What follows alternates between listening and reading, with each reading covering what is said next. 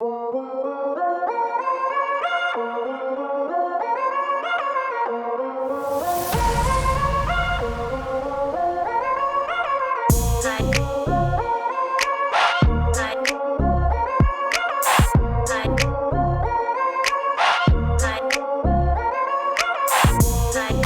what's going on, guys? Andrew Martino here, founder Ghost Truck Kitchen, aka GTK, and you are watching Brick by Brick, Behind the Creator. All right, peace everybody. Thank you for checking in. This is episode 4 of Brick by Brick, Behind the Creator. My name is Eric Johnson. I'm joined today with a special guy, special friend of mine, someone I haven't seen in a very long time. So I know the conversation is going to be very dope today. He is a small business owner, entrepreneur, innovator, pioneer, and most importantly today, right, creator. Andrew Martino. What's up, man? Good to see you. Good to see you, too, bro. It's been a long time. Feels like a different life. Yeah, that's a fact, man. I feel like a lot has been going on. Definitely. We're here today to specifically talk about, right, Ghost Truck Kitchen and just everything that's been going on with that. But I really want to step back, right? There's so much I want to get into you with today, right? But what is Ghost Truck Kitchen? So Ghost Truck Kitchen is a next generation neighborhood takeout restaurant. We basically taken, the idea of restaurant concepts and turned it on its head, trying to make every single time you're ordering feeling like you're walking up to a food truck festival. So we operate 12 different virtual food trucks, what we call ghost trucks, all out of one traditional brick and mortar restaurant. So anything you're craving, we got you covered. Dope. So it's a play on Ghost Truck. I love it. Got you. Exactly. That's very cool, man. So let's step back, right? Because even beyond that, years ago, man, I remember you playing basketball with my older brother Ryan on the basketball team. Was it small forward, power forward? Where were you at, man? Wherever I was needed. So I was Ryan's backup at point guard. I was also our backup center, which is fun at 6 feet tall. So try to be a super team guy. And that was high school, man. So we talk about it now, right? I know you went to Syracuse. Yep. Graduated there. And I love the little tidbit on the site where you said your mother was disappointed when you decided to go into hospitality, right? Correct, yep. So tell me about that, man. What is Syracuse got you into that? Because I feel like there's so much I'm missing on. Yeah. So, just like a lot of people, had to work while I was at school. First job was terrible. I was getting paid like literally $4 an hour, I think maybe $3.90 an hour. Happened to run into someone that I knew from back in the day. He was working at a bar. He said, we need people bad. I think they were paying like $5 an hour. He's like, you want to be a bouncer at a bar? Now, like, I'm not a big dude, right? But I was like, cool, be around the bar. Like, I was 18, like, that sounds great. So I took that job, and honestly, from that point forward, I fell in love with hospitality. So I was in the business school at Syracuse, but I switched my major to, my focus to entrepreneurship. Nice. I enrolled in hospitality management, and just started to like really become obsessed with the hospitality business. That's cool, man. So you're one of the very few people I feel like who had a major. They followed. That's dope. That's dope. Probably like the only one. Right? I went to school for history, man. Now I'm doing cyber, so it's completely different. You know what I mean? Right. So, no correlation. So that's cool, man. So from there, got into it. Okay. So bring me forward, I guess, to 2015 when you start your. Man, so I'm gonna take you to 2012. So 2012 was Superstorm Sandy. So I was living and working down on Long Beach Island. I was running a restaurant and nightclub there, and storm hit. Lost all my stuff. Tough time, took it as a sign. I had some friends that were living out in Southern California. I wanted to challenge myself. I thought I was good at hospitality, but it's hard when you're in a small town in New Jersey. Like, are you really good, or are you really just a big fish in a small pond? So I moved out to San Diego, did really well out there. So I knew I had it, so I started my own hospitality consultant company at that point, where I was helping other small business owners create concepts, how to start their operations, hire, train, just to try to be on my own. It was important to me that I wanted to do something for myself where I was in control of my schedule. I was in control of my life. Was it always sort of food, beverage? Was it always sort of that sort of industry that you were focused on? Just because of that experience that kicked off in the bar? Was there any other sort of fields that you said I can take these skills and apply it to maybe doing? That's a great question. I don't think I ever really tried to do something else. I really, it was food and beverage. And honestly, I keep coming back to the word hospitality. I just love people. I love to try to please people, make them happy. Like, it makes me feel good to see people having a good time or enjoying something and knowing I had a hand in that. So that's, you know, always what I was attracted to and always what I wanted to do, you know, since I was 18. Gotcha. So you ended up in San Diego, man. I love San Diego. Beautiful city. How do you come back? Why do you come back? What's that about? So I was a director, you know, of operations for a hospitality group. I opened up 4 units in 12 months. I was working 16 hours a day, basically 7 days a week, year straight, no days off. I completely burnt out. I wasn't happy with my ownership, my bosses at the time. A lot of promises that were unfulfilled. They thought I was bluffing. I said, I'm gonna take a trip back east. I wasn't bluffing. I went back for like 3 weeks. I happened to reconnect with an old friend who's my now wife of 3 years. We just celebrated our 3-year anniversary. And thank you. And she's the one that brought me back. I tried to convince her the other way, but her family was all back east. So that's what prompted the move. I still in my mind think it's someday I'm gonna move back there, even though I know that's probably not reality. I got you, man. So that's cool. Okay. So now we're in San Diego. We're coming back here on the East Coast, and this is when we start to do what now? This is around. Are we at 2017 this time? No, we're right now. We're in 2016. Okay. Yeah, late 2016. Really a transition time for me. I was again fortunate enough to, since I worked so hard in San Diego, I was able to save up some money. I actually had moved back home at the time when I was dating my now wife.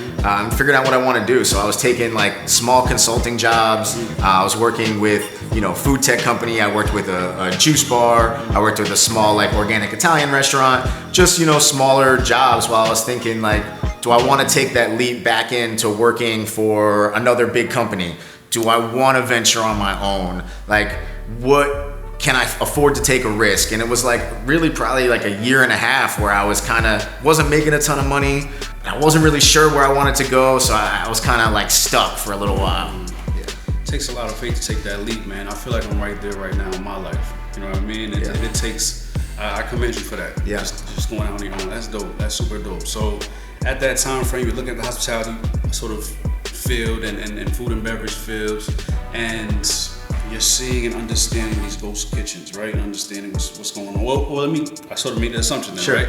What led you to sort of get into ghost kitchens when you're looking at sort of the opportunities within it? Sure. So I had two separate things I was working on. One was I was looking at a lot of fast casual restaurants, right? Fast casual was all the craze at this time, right? Everybody was trying to be like the blank of Chipotle or like, everybody was trying to do that. So I was looking at those and I was working with these guys that were coming up with this food tech product out of Brazil.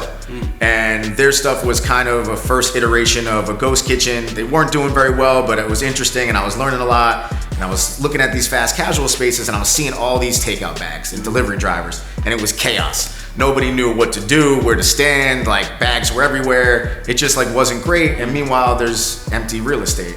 So I started just thinking in my mind and playing at night with like, oh man, this industry's changing, right? People are spending more on rent. The entertainment's all in their house, like dining at home, like all this stuff is starting to be more prevalent, but there's a lot of issues with takeout food. And then my mind just started turning of like, what could be next? And that's what I started playing with at night, like 9 p.m. to 1 a.m., right? Like sometimes when the only time you might have to yourself where you can let your mind wander. And it just started like that, man. Just jotting things down. That's dope. That's dope, man. As someone that finds that's usually the time frame where my juices start going, unfortunately. My brain and my body hates it in the morning as I go through work, but I'm 100% with you, man. It's like everything dies down that time frame. You can really be with yourself and at least just sort of lock in. Got you. Absolutely. So that's super cool. Okay, so you're in between these two sort of opportunities in your mind, right? Staying up late night, trying to figure it out. And what sways you, what leads you, what sort of pushes you towards the direction that you're in right now currently? Yeah. So an opportunity presented itself to me. I had been networking, trying to find a job. There was a large nightclub organization that needed help and they were expanding, and the job was gonna be well compensated. And at the same time, I had built up this idea of ghost truck kitchen and like what that can be, and started looking for locations, not real hard, but started thinking. And the thought that came to me was, this big corporate thing is always gonna be there, right? Whether it's 5 years from now or 10 years from now, this idea and this like drive and focus, this might be the only opportunity I have to strike at this. So that's really what, like, as soon as that thought clicked, I was like, all right, that's it. Like, I gotta take my shot right now. If it fails, I can always fall back on this corporate thing. That's dope, man. I'm telling you, it takes a lot of faith. I'm over here listening to you. Like, it takes a lot to make that. And you need to have the right support around you, too. I was about to say the same thing, man. You know? Your wife, I'm sure there was a big sort of passion or support system that you needed, your family and everyone else, right? Of course. And you know, it's my wife's support and belief that I could do it, right. But also, let's be real, money and paying bills factors in. She was in a really steady job. I know she wasn't gonna lose her job, and she did all right that she could help us, right? If she had a riskier job or something where like, all right, maybe, then I probably can't make that choice, right? I can't do the risky thing. So, sometimes it's just your situation or circumstance. If I didn't have that like safety net-ish type feel, it's maybe a different conversation. And like, her parents are both chefs. They both grew up in the business, right? So they understand too. They're not like bankers and 9 to 5. Like, why aren't you at this family gathering on a Saturday? Like, they totally get it, and they're understanding and supportive also. So that all plays into being able to take that risk and that leap. I wanted to get back about that company from Brazil, the tech company you saw. At any point, did you reach out to them directly? And not even then, just sort of observing, right, watching them. How important is networking in sort of the business that you're in? I feel like you have and we're going to get into sort of the tech aspect, right, of what your company is, but how important has that networking been just in terms of just putting yourself in position of where you're at right now, man? Unbelievably important. Yeah. There are people that I met 4 years ago before the pandemic and before people were thinking about ghost kitchens that like we have a special bond because we were like nerding out about this like niche thing, back then. I was at a food on demand conference last week in Las Vegas, right? Knowing everybody, LinkedIn, networking, right? And it just like, it builds up your credibility, also just builds up your knowledge, right? You're talking to this person, he's letting you know like what these guys are doing over here. So it helps like inform you about what maybe your competition is doing or what else is out there. So there's no downside, literally zero downside to building up your network. And it takes more than just like inviting someone to, you really got to want to connect and chat with that person and like engage and put some effort in. It's like any relationship, it takes effort, but completely worthwhile. Got you. Yeah. And how helpful were your wife's parents, they're both being chefs, how helpful were they in sort of networking, you around and sort of helping you create opportunities and relationships? And more than that, right, how helpful were they just in terms of, or not helpful, how did they ever sort of have concerns about the ghost kitchen concept and them sort of coming from traditional, chefing or kitchen fields or opportunities or businesses? How much of that was sort of how much kickback did you get from them on that? Yeah, so I'm smirking right now because there's one specific thing that's coming to my mind, which is when I asked my now father-in-law out to dinner because I was gonna ask for his permission to propose. This guy, he put me on the hardest interview I've ever been on in my entire life, like times 10. And this is that exact same time when I hadn't made the decision, right? I was just starting to like pursue Ghost Truck. And I'm telling him, I'm like explaining the whole thing, what I'm doing. And he has no idea what I'm talking about, but he can see that I know what I'm talking about. So he's been supportive. Definitely like on the food service equipment side, he's like helped me with some contacts. Nice. It's always helpful to have, in-laws that are chefs to bounce culinary ideas off of and things like that. But more so it's just them understanding like why I can't be there and like what's going on and like being able to voice, we have an HR problem. Like they've probably dealt with something similar. So, when you have that, again, same support system in the environment, it's really important and really helpful. Thankful that, they're in the food business too. That's dope. Yeah. That's dope. Okay, so now we're present day, we're talking about Ghost Truck Kitchen, right? The menu. How, the big part of the menu that you sort of advertise on the website is sort of being digital, a digital menu. Am I saying that right? Describe that to me. Explain that to me. Yeah, so, at the time, right, finding our wording was incredibly challenging, right? No one knew what a ghost kitchen was in 2017, right? No one knew what a virtual restaurant was. When I told people, they'd be like, oh, you got to put on VR goggles. Like, what is this, right? What's a digital restaurant? Yeah. And all that really means is like our menu, our concept, we live online, right? You're not gonna come in and like see a hostess and sit down and eat. Just like the entirety of our concept lives on the internet, which doesn't sound that crazy in 2022 as it did in 2017, right? So that was really, again, the inspiration. And as far as like the food goes, right? My sister is a vegetarian. My wife's a pescatarian. I like to eat smoked meat and barbecue. I like to eat Asian food. So it was something where if my wife was getting what she wanted to eat, I probably didn't like the place. If I was getting what I like to eat, she probably would. We would spend more time vigorously discussing, no, we don't fight, vigorously discussing, what we were gonna order opposed to enjoying the meal. So I was like, all right, this needs to be part of the takeout concept, right? Like, how do we get rid of the veto vote? Like, I don't like that place, they don't have anything for me. So we aim to do that by doing a little bit of everything, but really, really well and all from scratch. It's funny because I was on the website and I laughed at that part because I have never been, in every relationship I've been in, food has always been a fight. Always been a fight, man. And so I just laughed at when it came to that section. We got something for everybody. You and your girlfriend, your partner don't have to worry about that, whoever it is. So that was good. Okay, so I was impressed by your ratings, man, on Google, because I tell you right now, I got a little stowaway, hideaway email where when I go out to restaurants, have bad experiences, good experiences, I'll leave a little comment on the website or online because I know how important it is. Yeah, your reviews are impeccable, man. Impeccable. It's like 124, 125 plus 4.9, 4.8 stars. That's hard, man. I'm telling you right now because I'm a comment leaver. Yeah. So I know it's usually like 3.5, 3.6, 4.2. That's nice, man. So you got a lot of good feedback, right? So tell me about that. How do you do that? How do you sort of gain that community? It seems very community on the website. It seems very sort of like orientated. So how do you build that trust and that relationship with your customers, man? Am I allowed to curse on this? Go ahead, do your thing, man. Go ahead. We fucking care. I mean, I could like tell you the little things that we do and like we have little secrets and tricks, but like ultimately what it boils down to is we fucking care, and you need people who are as passionate as you are about what the customer is getting.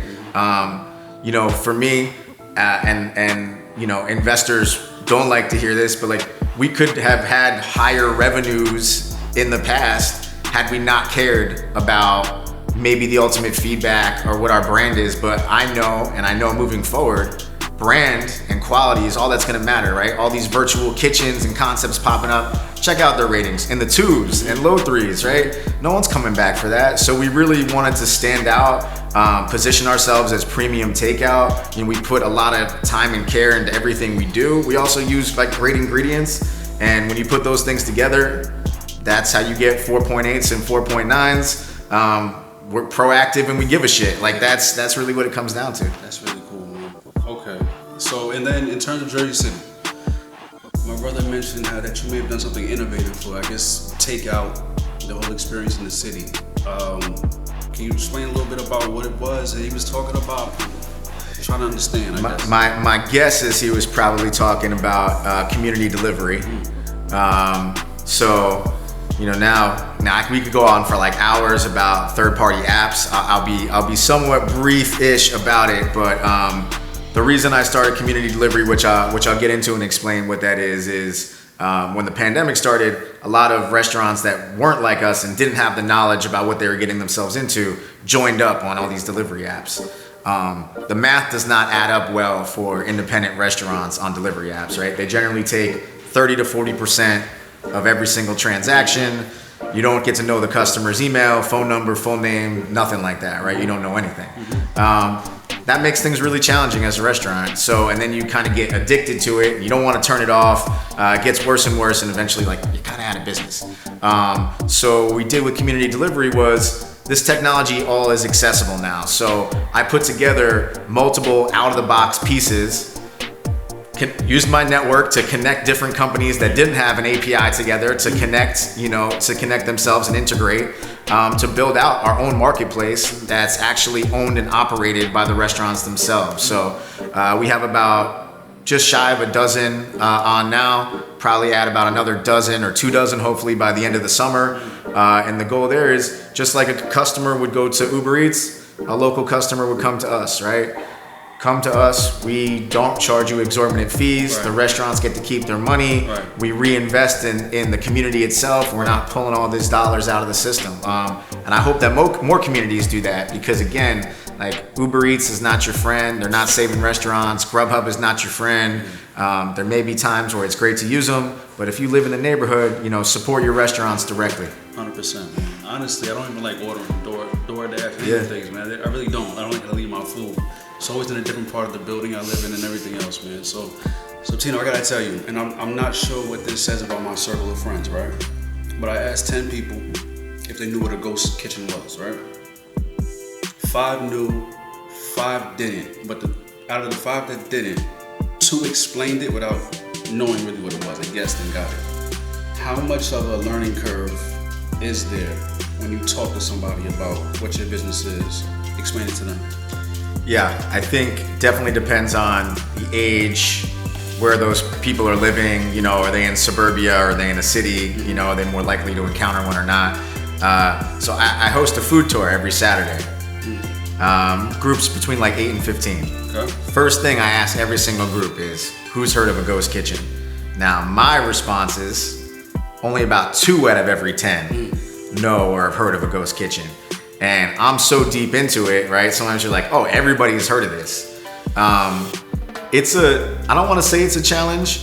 I see myself branding away from ghost kitchen a little bit. I think that the more prevalent they become, the worse they're gonna get. And maybe people are gonna have negative connotations about them because it's like coming out of Chuck E. Cheese's or Applebee's or IHOP, and like, it's kind of just more processed food. I refer to it as digital fast food, and that's not what we're doing. So yeah, it's hard to explain it to some people, but once it clicks, they're like, oh shit, that's dope. So like that, seeing that light go on in their eye is always a cool thing. How about this? Because you just said that 2 out of 10. So maybe you have a good circle. Maybe my 5 out of 10 is better, above average, right? So why don't you give me a deep dive on ghost kitchens? Just explain to me, an elevator's pitch, whatever you have, whatever you want to do. Sure. So there's like a couple different models, right? And I don't think any specific model has been proven out as a winner. Definitely a couple proven losers so far. The most common model you see is basically a restaurant that operates a secondary concept out of its kitchen. So like if you're Applebee's, now you might find like it's just wings on Uber Eats or Grubhub, right? That's a virtual restaurant from Applebee's, and Applebee's is the ghost kitchen. So like that's some of the nomenclature. Then there's facilities called ostensibly cloud kitchens, right? And a cloud kitchen facility, this is a model I really despise. Let me put that out there. I call it the kitchen WeWork model, basically. So that's basically a developer or a kitchen provider takes a big 10,000 or 20,000 square foot space, and they subdivide it into like 20 or 30 tiny kitchens. And when I mean tiny, I mean like 250 square feet or less, like very small. All of those are their own brands inside. Some are catering companies, some are startups, some are national brands, and they're always specific for third-party delivery. So DoorDash, Postmates, Uber Eats, Grubhub, Seamless, specifically for that. In one location? All in one location, right? So delivery drivers love it, right? Because they might be able to snag 5 orders at once or whatever it is. Very challenging model financially for the operators. But that model is actually very popular right now. I don't think it will be in the next year or 2. That's generally what the space looks like. There are businesses that have their own ghost kitchens where they're strictly delivery only, right? So they open up like a restaurant 10 minutes outside of town, no seats or tables, they just do delivery only and are online. Also would be a ghost kitchen. So again, the virtual restaurant space is very big. There's been a lot of investment cash in it, like probably upwards of $1 billion to this point. 5% layoffs, 15% layoffs, all losing a lot of money. It's very challenging what they're trying and attempting to do, which is, I'm a virtual restaurant company. You own Eric's Pizza, okay? I go to you and say, yo, I have this brand I created. It's called like Johnny's Hot Dogs. Why don't you sell Johnny's Hot Dogs out of your business? We have customer data that says that like they're gonna love it, right? We'll pay for marketing, we'll pay for this. Data-driven, gotcha. Data-driven, right? Sounds great. Oh, okay, I don't gotta do anything, right? It's just extra money. What they don't tell you is these guys, me, take 60% of the revenue from the bill. You get 40, right? Now you're also retraining your staff. You might have to buy different packaging. You might have to get separate ingredients. You might have extra waste. So they're claiming to add this top line revenue that never really reaches the bottom line. And that's why they're kind of struggling right now is it was a lifeline for some restaurants during the pandemic, but now that things are returning somewhat normal, a lot of these restaurants don't want to pay. They can do their own virtual restaurants. Why am I going to pay you for your shitty brand? Right. You know? Right. So that's the breakdown. Very interesting. So when you talk about it like that, and I know that the guy, I was looking at the Food Network trying to see if there's any ghost kitchen sort of shows on there. Didn't see any. So Guy. I'm about to say Guy. I know that he just sort of last few months, maybe last year sometime, is now kicking up and sort of doing his sort of chain, right, of ghost kitchens. And which one of those you just described is he sort of pursuing in Correct. full-time? So he has a virtual restaurant model that operates out of a national chain's kitchens. So he uses, sometimes they're called host kitchens, like people tried to coin that as a term. It's all kind of the same thing. So that's what they did, right? Guy Fieri's Flavortown is now all of a sudden available in all these suburban towns because they're all made out of like Bertuzzi's or, you know, some chain sandwich shop, whatever it is. Again, when you go look at their ratings and reviews and compare it to any other independent restaurant, I don't imagine they get a lot of return guests. I think they try to capitalize on a trend, and it's challenging. I think the only brand that's done it successfully is Mr. Beast. You know, I think they've done like upwards of, I don't know, over $100 million in sales or something for that virtual brand, and that's just due to his popularity. Exactly. Yeah. I understand. Yeah. I understand. And I remember my question was now too. I wanted to ask about the weekly. I guess we should do a weekly sit down or Food tour. Food tour. Yeah. What's the process for that? How do you sort of evaluate, or do you reach out? People reach out to you. How does that happen? Tell me about that food tour and why do you do it? Yeah. So you know, since we were bootstrapped when we started, right, didn't have any investors, no one knew what the hell we were doing. You're a restaurant business, so no bank wants to take a risk on you. You know, we were word of mouth business, and through word of mouth, word got out that like our wings are dope, right? Oh, like they have like crate. So the person that runs this food tour, it's called Beyond the Plate Food Tours. She reached out and was like, hey, you know, we're interested in maybe adding you a spot, but we got to come in, try your food, talk to you, you know, basically vet you to see if you're worthy of being added to the food tour. Came, loved it, loved the story, loved everything. And now since then, it's been over a year and we do it, you know, sometimes multiple in a week. And the best feeling is, right, last week we actually had a customer and they ate in-house. And let me tell you, we have like a small counter. Maybe 100 people a year total eat inside the restaurant, right, at this counter. So this couple did, and so that means we get to chat with them. Oh, how'd you hear about us? She said, my sister went on the food tour last week. She said this was the best sandwich that she ever had and you were her favorite spot. We had to come, right? So it's like, and that's happened a lot. We've gotten catering business like from people or this person just because they've heard of us, you know, now through this network of being on the food tour. And funny for us, the stop right before us is Raza Pizza, which was named the best pizza in New York, even though it's in New Jersey. The chef there is a James Beard Award finalist, so like every time they come in, and I'm like, oh, how was Raza? Like, now you're ready for some actual good food, you know, just to mess with them a little bit.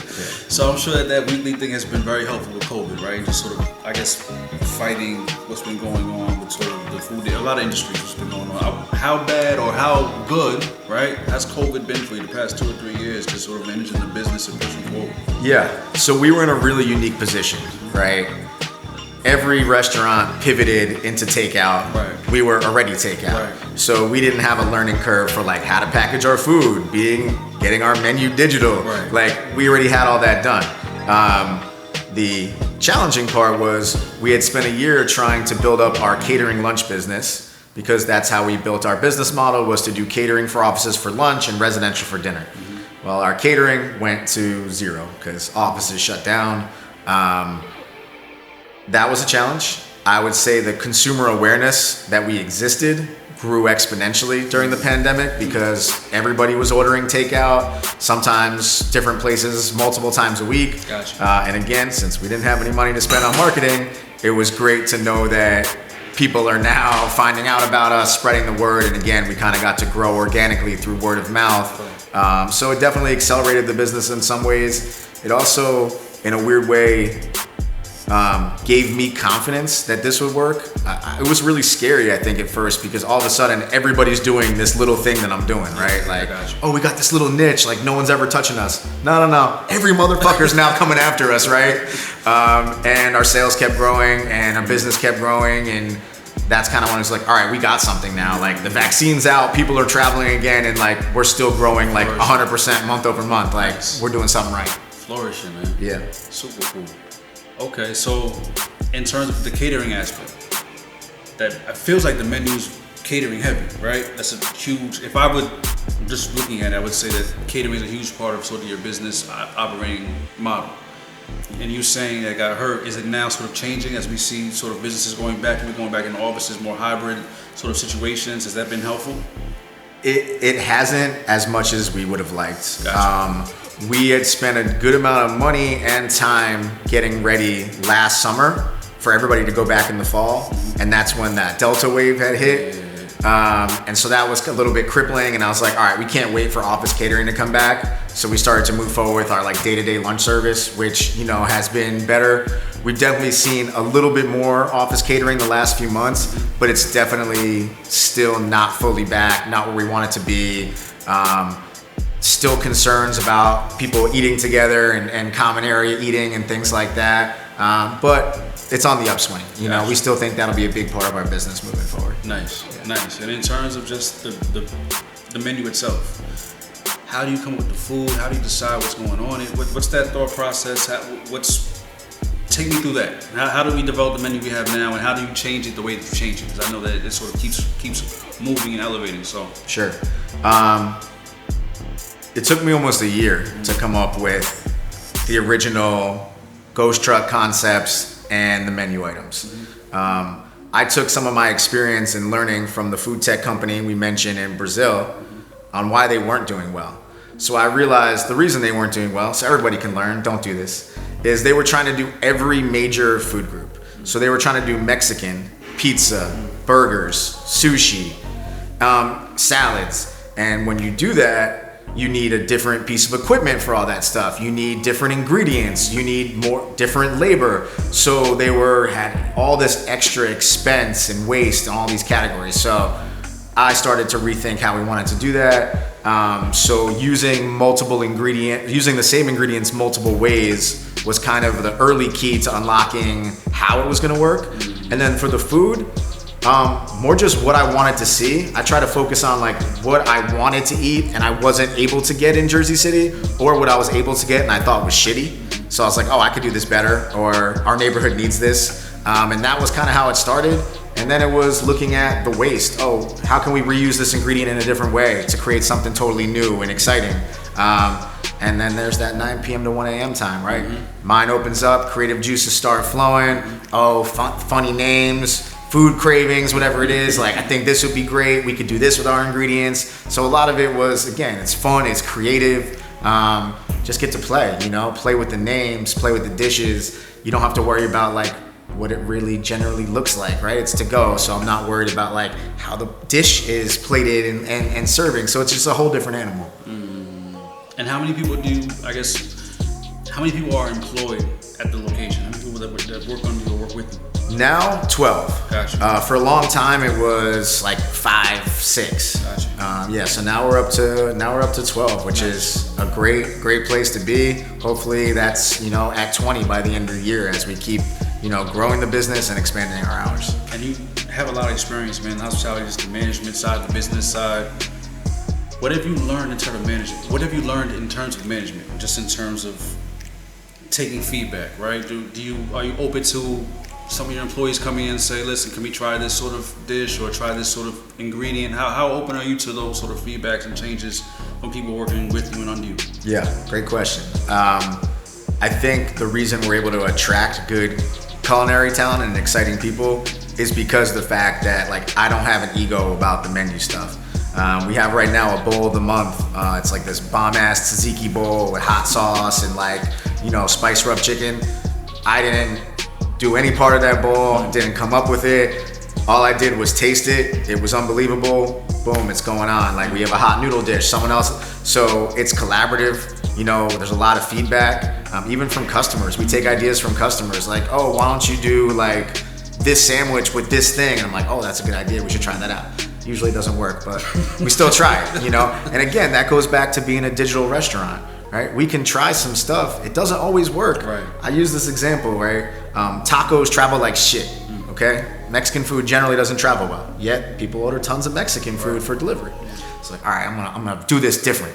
I'm gonna separate everything out so people can build their own tacos. Everything stays nice, everything tasted good. We launched it right before Cinco de Mayo. I was like, yo, this shit is gonna pop off, right? We sold 6 taco kits the whole month of May. Nobody bought it, even though it was good, it didn't matter. And in the middle of June, we're like, that's it, deleted it from the menu. It cost us really next to nothing except for a little food waste and some R&D time. And that's a big advantage, right? You can't just go open a Mexican restaurant and be like, oh, didn't work, cool, let me go do something else. So that's a nice fun thing that we can do as far as playing with our digital restaurant in a way that, others can't. And that brings up a good question in my head, man. What has been your most important failure?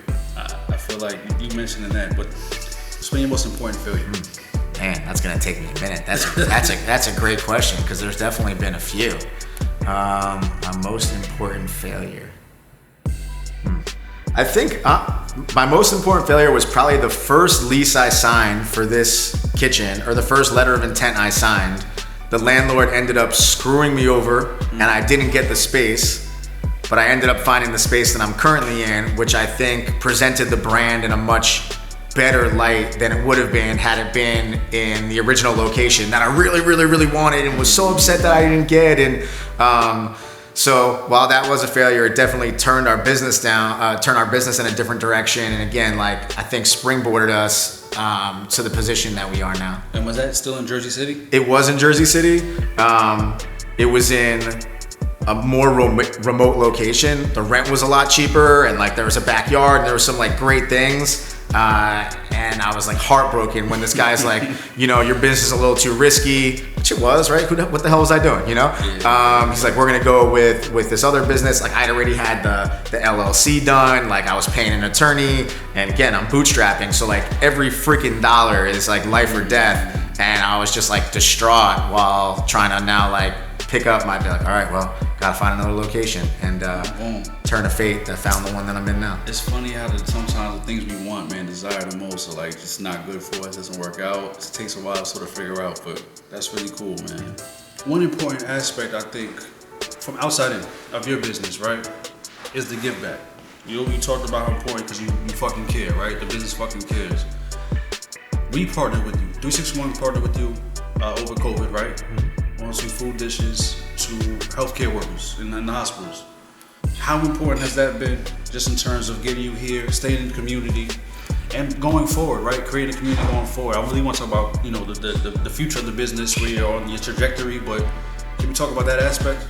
Yeah, so, the restaurant business is not retail sales, right? We're not doing clothing. We're not a grocery store. Restaurants have a place in people's hearts. We want to connect with neighborhoods. That's why, I refer to us, I say we're next gen neighborhood takeout, right? Because we want to know people's names. We want to know their orders. We want to be a part of the community. giving back to the healthcare workers, at the Jersey City Medical Center. Thanks, with your guys' help, like that meant something to us, our staff, and then everyone around us, right? Because they were then able to support through us. So that made us all feel connected. Even with what we're doing with community delivery, right? Now we're connecting as restaurateurs together in the neighborhood, and like we're sharing essentially customers, right? Because like we're all trying to do things the right way. So neighborhood is really important. Community is really important, and it will be every spot we go to next, right? We don't just want to be like the Starbucks that drops down in the middle of your town. We want to hire local people. Like, what do you guys need in your neighborhood? Like, let us, be the ones that give you what you want. That's great. And I got you. So the flagship has been Jersey City, right? And we talked about how business has been flourishing, going forward in just the past couple of years. So what's next? What's next for Ghost Truck Kitchen? How do you move forward, man? Tell me about it. Yeah. Is more units, right? That's the simplest answer, is more units. But just like we were in the beginning, we really want to be smart with our growth. You can't scale hospitality like it's software. I know some companies have tried and are maybe not doing so well at that. So we want to be smart. We want to stay within, our area. We have a second location that'll be coming in Hoboken this year. We're looking at another space in Jersey City. We're looking at the Philadelphia area. So we want to grow units in neighborhoods, bring food that people want, make sure we save their relationships so they don't fight with their significant others. And then we also see ourselves growing as a virtual brand, right? We talked about how important it was for like our reviews and like our food and our premium brand. So we want to bring that in a way where we can license out and we can help other people get the maximum use out of their kitchen. Whether you're a barbecue restaurant or a breakfast place that maybe doesn't use your kitchen at night, we think we make a great partner to come in and operate that kitchen and sell food out of it. We think we make a great partner for developers, right? Instead of having that same boring ass cafe on the ground floor that serves like the same shit coffee and the same shit frozen food. Like, put us in your ground floor. Let us be an amenity for your tenants. Let us do chef prepared meal kits for you. Let us do room service for your guests. We think we make a great fit in these, mixed use residential type communities where, we're a one-stop shop for you. All right, so all that sounds exponential, right? All on the rise, everything's sort of expanding. Sounds like money, man. It sounds like big money involved. What is that like? How has that been, sort of getting the funding, the backing, that's the financial support that you need? Sure. Hard, like straight real. As mentioned, bootstrap the business. Got to a point, especially once the pandemic hit, where there started being a lot of VC and investor money like flowing towards ghost kitchens and food tech and things like that. I don't have a VC network. My business isn't in San Francisco or Chicago, but I did have businesses reach out to me. I really started to think about who I wanted to partner with and why I wanted to partner with them. I was scared, to be honest, to get involved with venture capital. I knew we didn't have the right infrastructure in place yet. I knew we weren't ready to scale. It's not easy to scale. So I was really looking for a strategic partner, someone that had, capital, but also like how else could you help me? How could you help us grow? How could that look? So I was fortunate enough to be connected to, an individual investor who, aside from being a very smart and successful entrepreneur himself, had ownership in a barbecue brand in the South. And that was really attractive to me because they had a lot of infrastructure already in place. They had accountants, they had bookkeepers, they had help with HR. Like, I was wearing all of these hats all this time. So it was almost not just like I was getting funding and an investor, but I was also like getting 4 people that are gonna help me, to help us grow and grow the right way, who understands, like multiple units and like the appropriate way to grow and understands restaurants, right? I didn't want to get involved with someone that didn't know my industry because I didn't think the expectations and the goals were gonna match. So I really feel like I found someone now where our goals are matched and we want to take this thing to the fucking moon, but we also realize like there's a certain way that needs to be done, and it's not just by like throwing a ton of cash at everything all the time. So it's hard, but definitely don't take the first money that comes your way, and really think about what you want out of a relationship and partnership besides cash. 2 years from now, what does Ghost Truck Kitchen look like? So we're probably gonna have a new name. Something that we've been working on is keeping the GTK, but transitioning to a new name, which I'm gonna share with you guys now. Maybe you could throw in like the responses of what y'all think about the name. So the name is gonna be Go-To Kitchen, keeping GTK with the branding. And it just explains what we're about, man. It's like your go-to, you're reliable, we're steady, we're always there for you, whatever it is. Oh, that's my go-to chicken spot, that's my go-to pizza spot. You know, we want to be that go-to for whatever you need in your neighborhood. So that's where we're at with the branding transition. I like it. I hope, you know, at that point, in 2 years, you know, we're at 6 to 10 locations, either, you know, going or in process. Hopefully we're involved in the technical and software aspect as far as how we want to grow and where we want to see these systems go. You know, we haven't talked a lot about customer data and, you know, dashboards and software and how we want to see things. I've been at the ground floor of this. I know what things should look like. What I want doesn't exist. I would love to start to try to build that to help all these restaurants, you know, instead of piecing together 7 different things to make it work, you know, come up with something that can be an all-in-one system. Data analytics, AI, all that stuff, huh? Yeah, this is something I learned too. Machine learning, right? They're not ready for AI yet, so it's machine learning. I got corrected, you know, very by someone that's like, no, that's not AI. What you're explaining is machine learning. I'm like, oh shit, all right.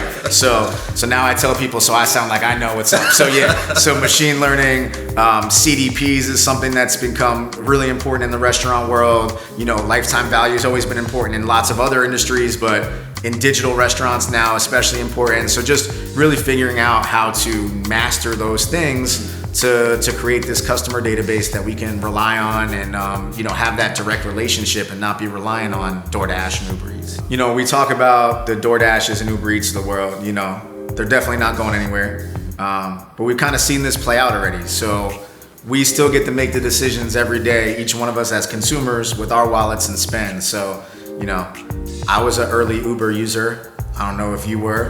Definitely. Yeah, that was cheap as shit, right? You used to be able to go somewhere and it'd be like $6. You're like, this is the greatest thing that's ever happened. Like, I don't ever need public transportation. I don't need a car.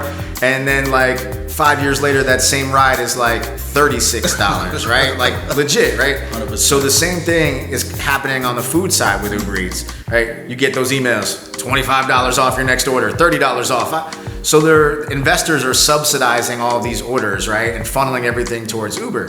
Now, eventually small businesses that were getting these orders are gonna get the same amount of orders, but less 30% or 40% of the revenue. They're gonna go out of business. Uber's gonna eventually have their own restaurants or their own partners. And then exactly what's gonna happen is that price that's already high for Uber Eats is gonna get even higher. And we've seen this also with Amazon, right? Amazon Basics didn't used to exist. If you searched batteries, Duracell would come up, right? Now Amazon knows, oh shit, people like to buy batteries. So first thing that comes up now, Amazon Basics batteries. This is exactly the strategy that DoorDash is pursuing. DoorDash has now opened up kitchens in San Francisco and New York City. They have partner national brands that get preferential commission rates. They're all also partnering to make their own kitchens. Because DoorDash knows, yo, Eric, we know that like if we send you an ad at 3:30 on a Tuesday, you might buy this for this amount of money. They have tens of millions of data points on every type of consumer, what they buy, when they buy it, how much they'll spend. And they know like where to put their own restaurants on the platform and how to advertise them. So like if you're an independent restaurant, you're falling to the bottom of that algorithm. So I stress this to any independent restaurant, you know, get your own customers. And for us as consumers, like really think twice about that Uber Eats, that DoorDash order, that Postmates order. You know, if you can go pick it up, go pick it up. Call the restaurant, ask them how they want to order. But it really is a danger. I don't want to be living in a world like 5 years from now where there's like 20 different varieties of Taco Bell, but like nobody has their own independent restaurant anymore. You know, that shit's boring. Pick up that phone, man. Call your local store. That's right. Tino, I think the last thing, right? Just want to say the most important thing and the reason we started this series, right, in partnership with Manville TV was we really wanted to shed light on creators, right? What would you, or is there anything else that hasn't been said that you would want a young creator in the hospitality or restaurant or food and beverage, right? aspect feels? Anything that you want them to take away from this that maybe hasn't been said so far? Yeah, I think a really important part of my career was making mistakes with other people's money.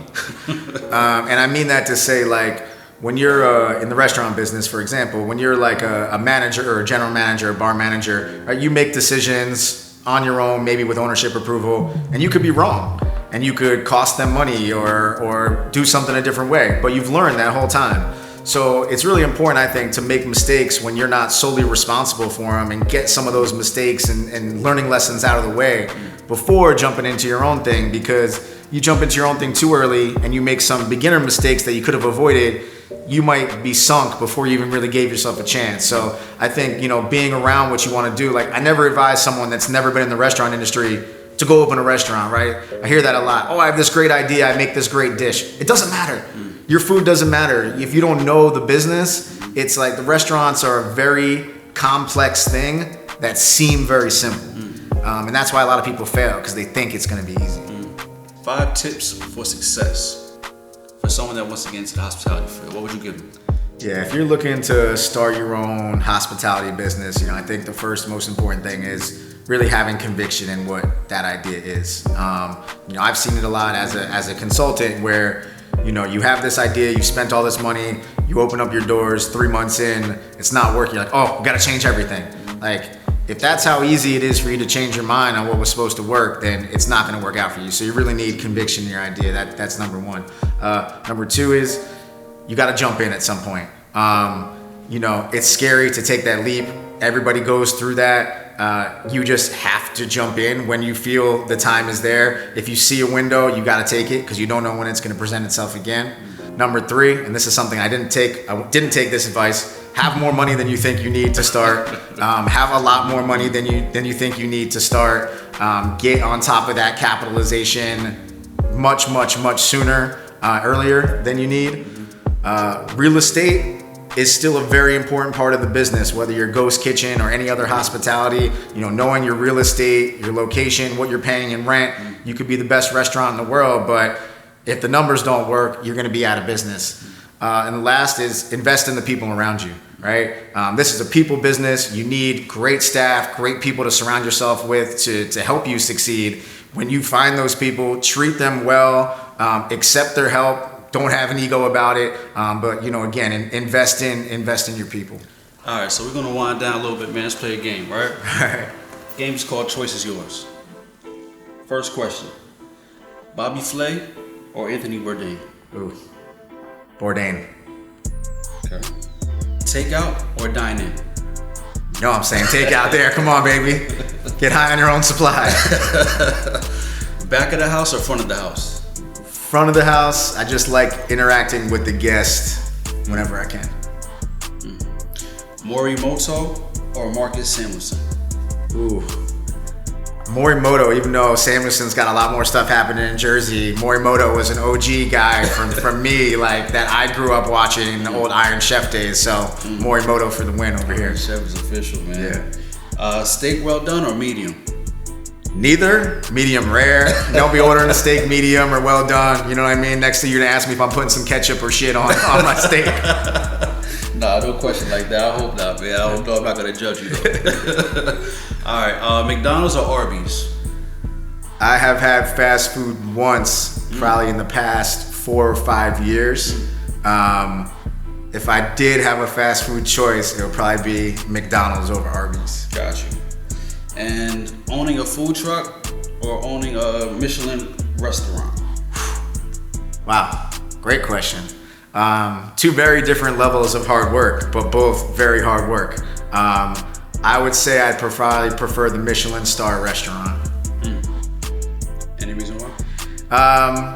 This is again selfish and like me having a family. When you're a food truck operator and you're the chef, there is not a day off. You do not have a whole team. It's you, maybe 1 or 2 other people. Hot, cold, could be 40 degrees in the truck, could be 120 degrees in the truck. Michelin star restaurant, if you got a Michelin star, you're probably financed pretty well. You probably have a great team around you, so there's a lot more help. And if we're talking about food food is probably a little bit better, I would say, at the Michelin star than the food truck. Dope. And last question is a bonus question. All right. Call it play by principle. So 361 commissions 5 principles, right? Unity, trust, integrity, execution, and loyalty. What is most important to you and your team? And what would, outside of business, what's the most important thing to you in terms of relationship, friendship, yourself? Trust. I think it all starts there. If you don't have that trust, I mean, it's really hard to get anything else going. I would say, just in my perspective as an operator, you know, right now, right, having this interview, I have to trust that my team is executing to the standards that we've set. I have to trust that, you know, someone's gonna open up the way that they're supposed to. Someone's not gonna leave the grill on. I mean, those are small things. Finances, money. Trust is the ultimate. Again, everything starts from there. Dope, man. I learned a lot, bro. Pleasure, baby. Oh my God, pleasure. Thank Great you. to see you. Thank you, man. Great to see you. Too, bro. Gotta have to do this again. Yeah, let's do it for sure, man. Absolutely. For sure. Now I gotta feed you because I'm starving now talking about all this food, right? God damn.